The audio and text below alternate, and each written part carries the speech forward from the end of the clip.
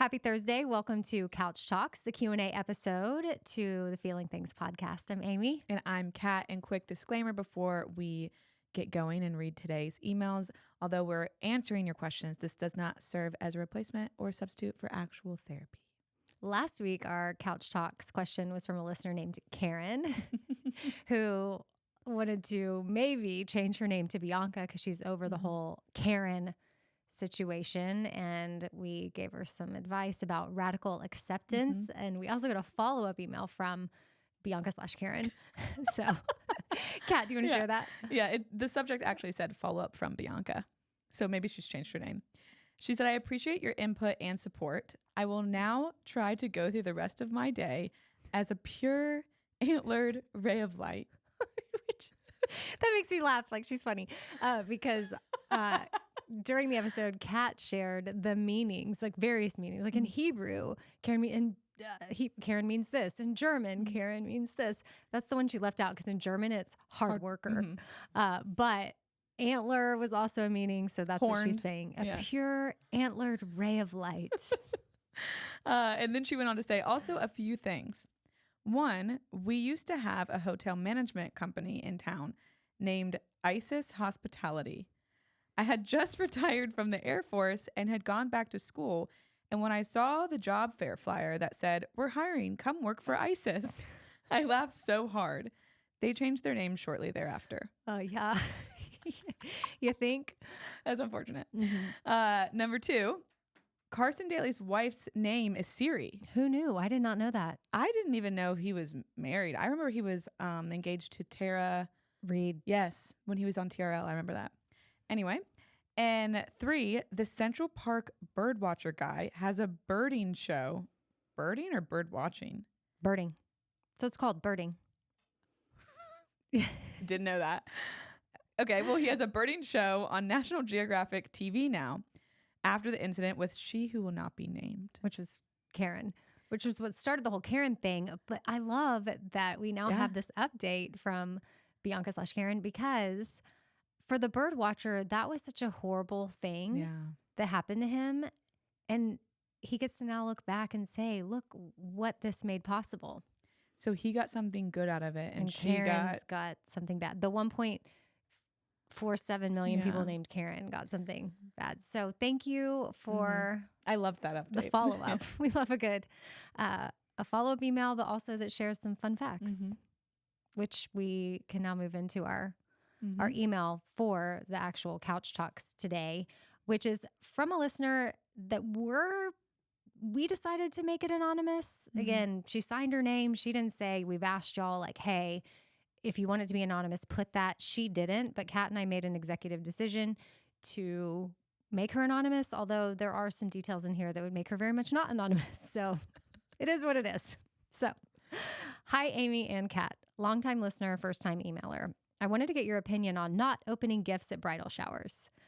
And when I first read that first sentence, I thought, this is me talking now, not the email.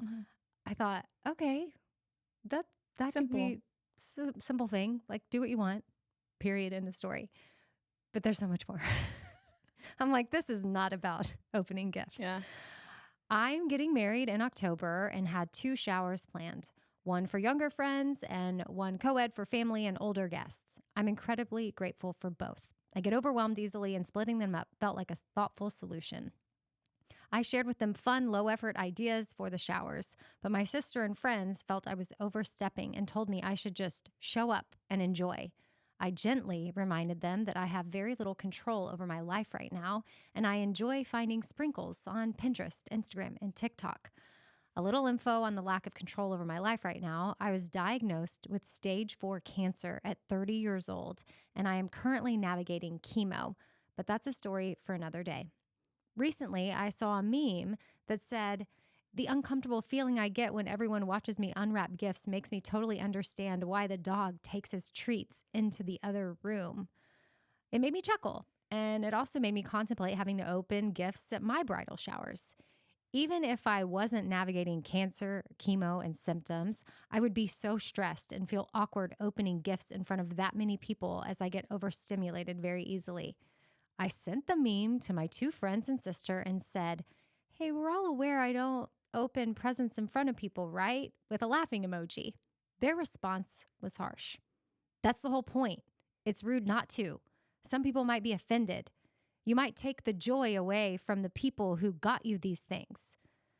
Then I shared an article with alternatives, and I was told, you can find an article explaining any which way you want, but you're going to have to accept this. The host decided then it was best for me to plan my own shower. Thankfully, my mom, my mother-in-law, and I guess mother-in-law to be, and other friends have stepped in to help.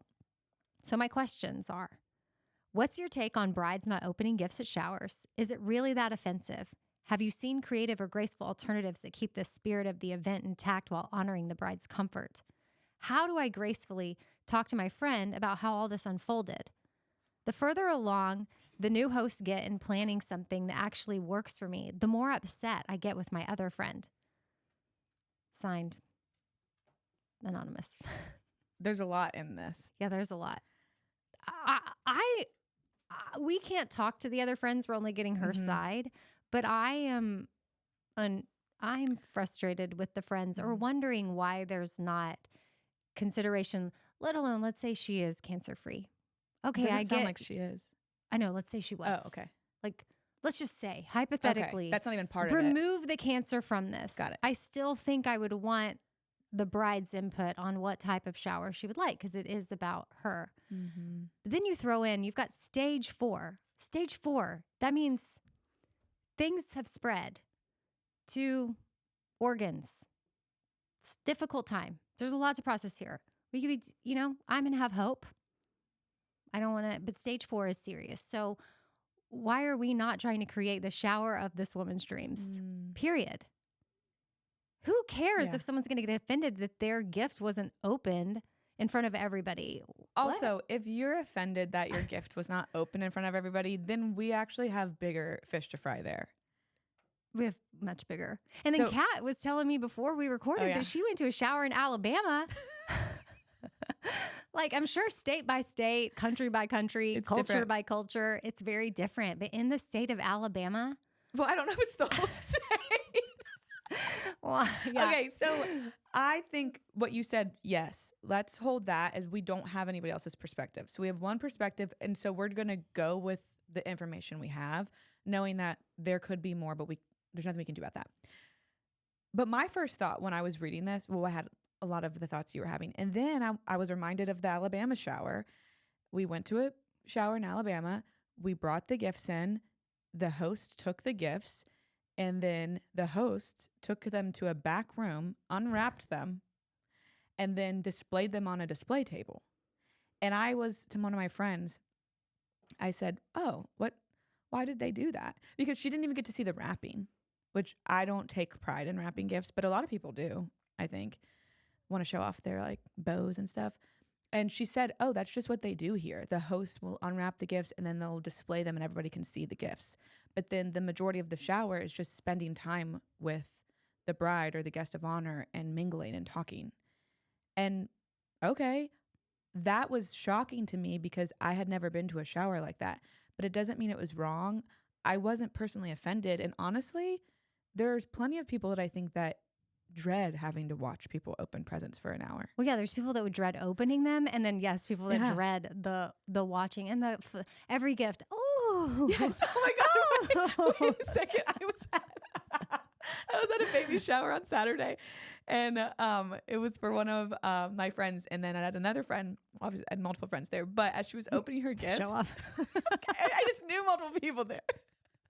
But as she was opening her gifts, it is that thing that you're like, oh, so cute, so cute.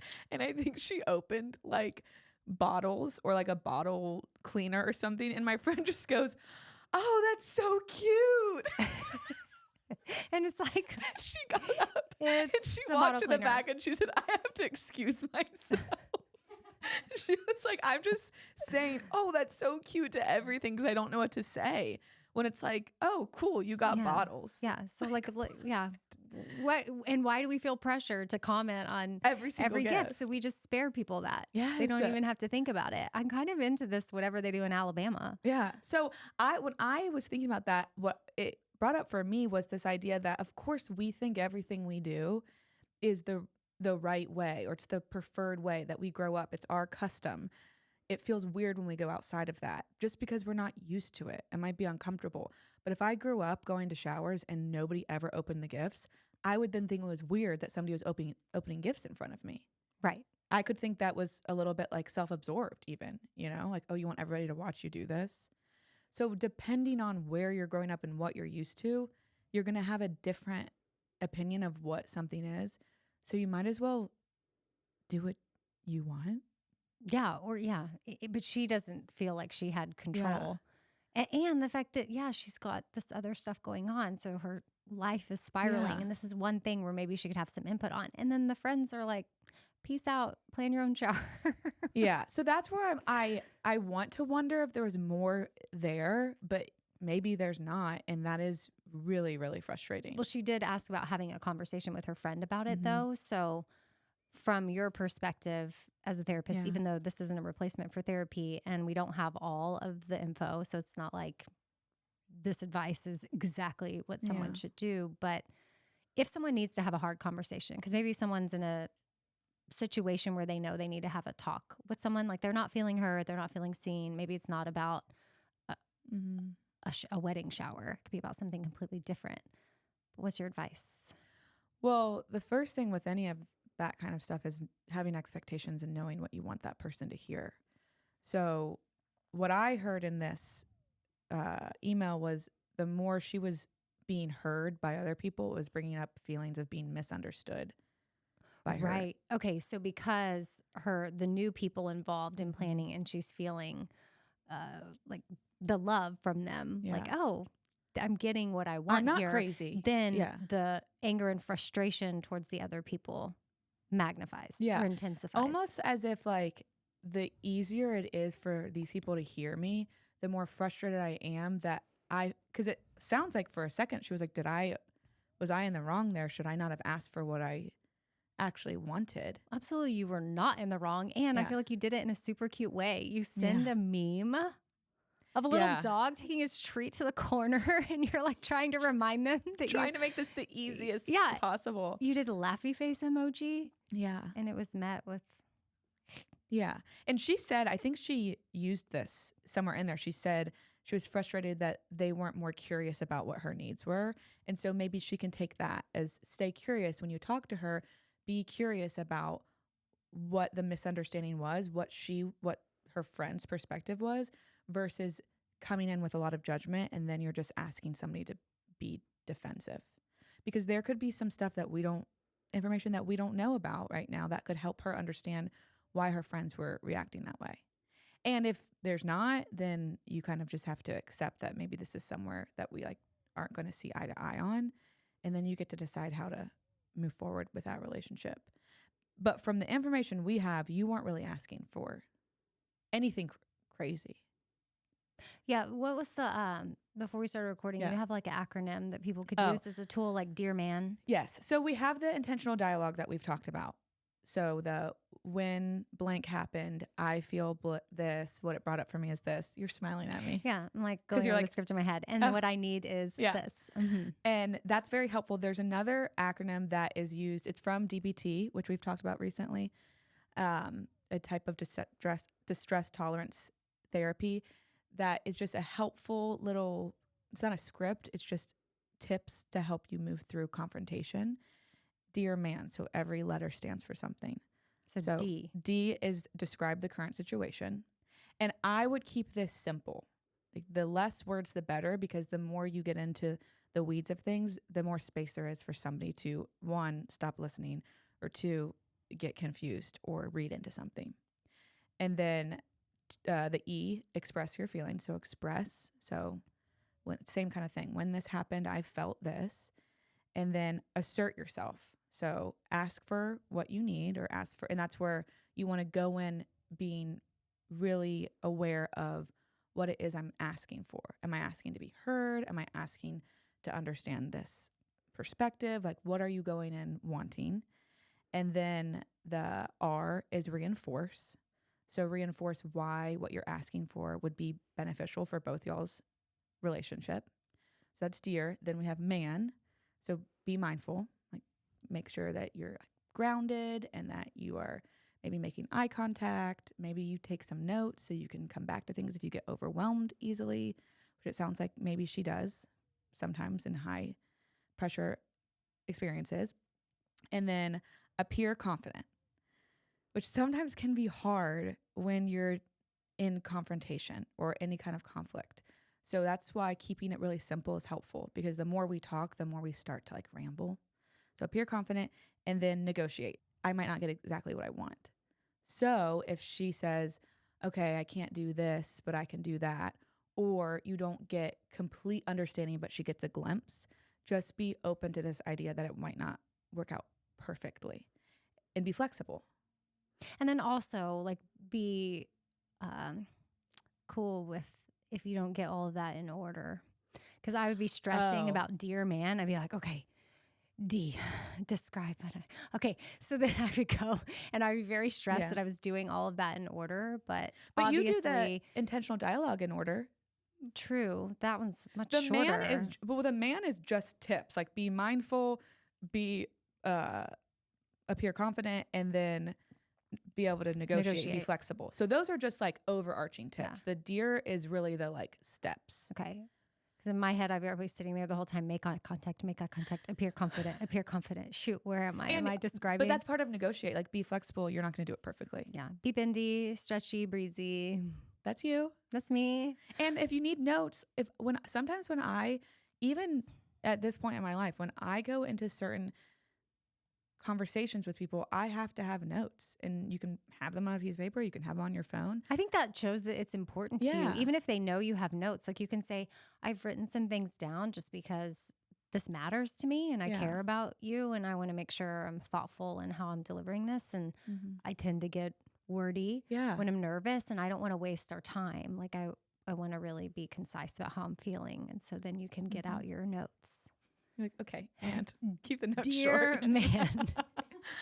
That's actually one of my favorite skills tips that I've used for myself. Dear man? No, what you just said is like naming that I'm nervous, like naming what's really going on. So the more I can just be like, I'm a little nervous, the less I have to like pretend that I'm not. And then I just naturally am more confident because I don't have to like act like I have it all together. Yeah. Just throw it out there. I might have to reference this. Just and then I'm nervous, but I'm appearing confident. You can be confident and nervous at the same time, though. I totally agree. And I think that the confidence part helps because you're believing in yourself. Yeah. Like you can have this conversation. You are capable. You can do this difficult thing. Yeah. Because some people just avoid any type of confrontation altogether because they just don't even want to. What's so uncomfortable. And it's so unknown and it's so vulnerable. So I commend you for even wanting to have this conversation with your friend, Anonymous, because a lot of people would just brush under the rug and try to keep going. But then you notice those feelings and that resentment coming up even more. Yeah. And we're sorry to hear all that you have going on right now. Yeah. Excited about your wedding, but juggling all of that and still trying to plan a wedding at the same time can be stressful enough. So send us an update. We like updates. We got our Karen Bianca updates. Maybe now we'll get our Anonymous update. And maybe she'll be like, you could totally have said my name. You gave every other detail about my life. She gave us those details. Which her email was way longer than that. Yeah. All of those were her words that we said, but we had to condense it for the sake of time, which hope y'all understand. That's why we do that. Otherwise we'd be reading, but we love everything that you send. We take it into consideration. We don't always share it all. Yes, exactly. All right. Kat, if people want to email Couch Talks, what do they do? They can email us at heythere@feelingthingspodcast.com. That's right. And you can hit us up on Instagram. We're at Feeling Things Podcast. Instagram, TikTok, YouTube, all the things. And put Couch Talks in the subject. That's helpful. Ooh, that is really helpful. Couch Talks in the subject. And then say, for sure, anonymous or not. Yeah. Because if you don't, we're going to err on the side of caution. Yeah. Unless it's something like sort of lighter, but this was a more sensitive subject. But then I just laughed because we're like, Kat and I were talking before. I was like, should we maybe just switch it up and say it's stage 3 and she's 40? And we said, and it's a baby shower instead of a wedding shower. But they were like, No, we didn't. Okay, so we kept it legit. Thank you for the email. Thank you everybody who emails or calls. You can even call and leave us a voicemail as well. 877. No, it's not. Is it 877-277-207-87? You only used 2 numbers, so you could remember. 877-77. It's in the show notes. Shoot. Why can't I think of it right now? Well, because I always have Bobby, the Bobby Bone Show number in my head, which is 877-77 Bobby. Oh. So that's why I just did that. You should have make it 877 feelings. Feel. Oh, feelings. It's feelings 7 letters. Well, I got the number before. F-E-L-I-N-G. Feeling. What is the number? Do we know? 877-207-2077. Is that it? That seems like, yeah, 877-207-2077. Well, now they're going to send voicemails to the wrong number. Okay. Good luck. Bye. Bye.